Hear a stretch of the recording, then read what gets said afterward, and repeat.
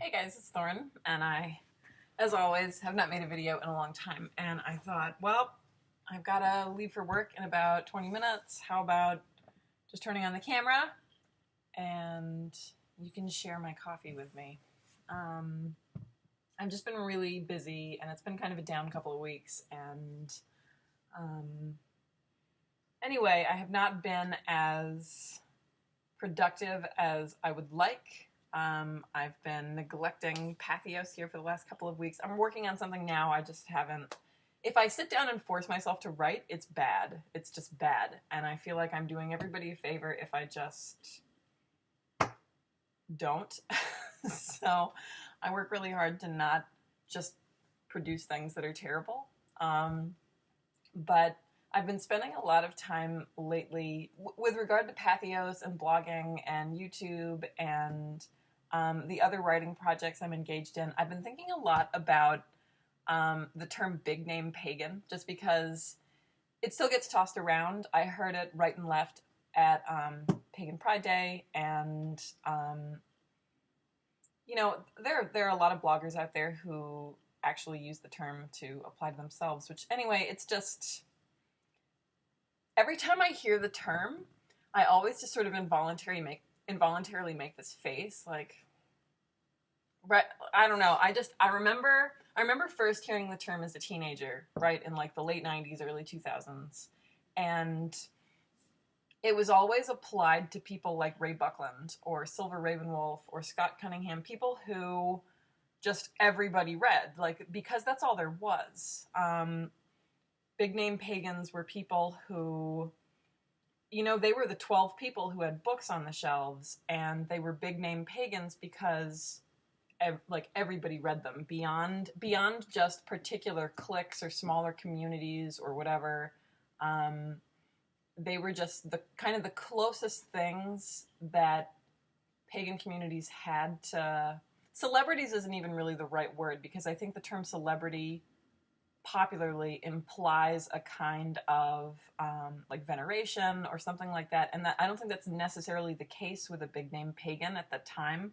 It had more to do with just wide familiarity rather than necessarily everybody loving them, although that was often the case. But now the term gets applied to, like, wow, do you have 2,000 followers on Tumblr, or like however many subscribers on YouTube, or I don't know, like, it just doesn't. Hi, there's Oliver, right? It just doesn't carry the same kind of weight for me. So I tend to think that it's not really a thing anymore, since we've shifted away from traditional publishing, and everybody's online, and people, I think, read fewer books and more blogs, or they watch things on YouTube, etc. It's still really weird even now meeting young people who like have never read Ray Buckland or don't know who Scott Cunningham is, or it's just really strange. So for me, when I hear the term big name pagan, I still think of fucking Silver Ravenwolf. Like, I think if you can, right?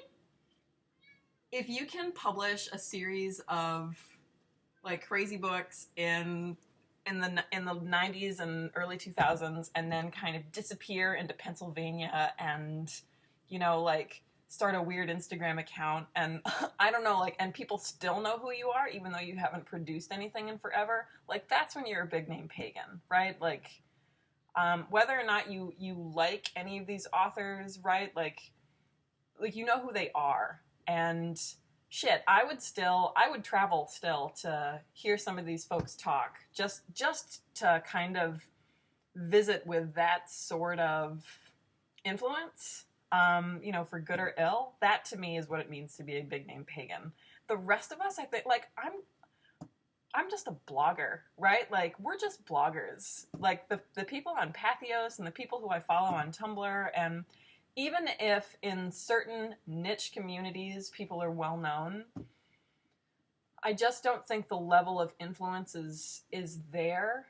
And again, to clarify, that's not to say that I'm not ascribing value to that influence, good or bad, but I just think tossing the term big name pagan around just kind of, it gives people a big head, and it's sort of meaningless. Like, when I get offline, nobody gives a shit, right? Like, I hang out in my own pagan community here and in my circle and with other Gardnerians, and like nobody gives a shit, okay? Like, oh, you have a YouTube channel? Or, oh, like, what's Pathos? Nobody reads Pathos, okay? Like, there's a portion of a certain kind of people who read Pathos, okay? And those people, for the most part, are not working class Southerners. So the people who I'm around, like, you know, like, if I post a blog directly to my Facebook page and it circulates, then I get views. If I didn't do that, right, I don't think the average person, like, scrolling through Pathos is not going to fall upon any one blog. They're going to see the most popular or the editor's choices or whatever. And it tends to be, right, a certain kind of, I think, educated, liberal white person, right, on that site. It's like NPR, right? Like, it appeals to a certain demographic of people. And I think you can be popular within those narrow demographics, but when you step outside, like, it stops mattering. And I think when you can transcend audiences, that's when the term big name pagan or big name whatever, like, that's when something means something to me, right? Like, a good example is academia, right? Like, there are incredible names doing academic work who nobody knows who the hell they are because their books are all $80. You can't just go to Barnes & Noble and buy them. And, like, nobody even knows that academic conferences are a thing because nobody cares, because regular people are off living real lives and trying to pay their rent, right? Like, the ivory tower of academia doesn't matter. But when an academic publishes a popular book, that changes the game, right? When you can transcend that boundary, then you've got a different audience. You're transcending that boundary, and that's when I think it becomes significant.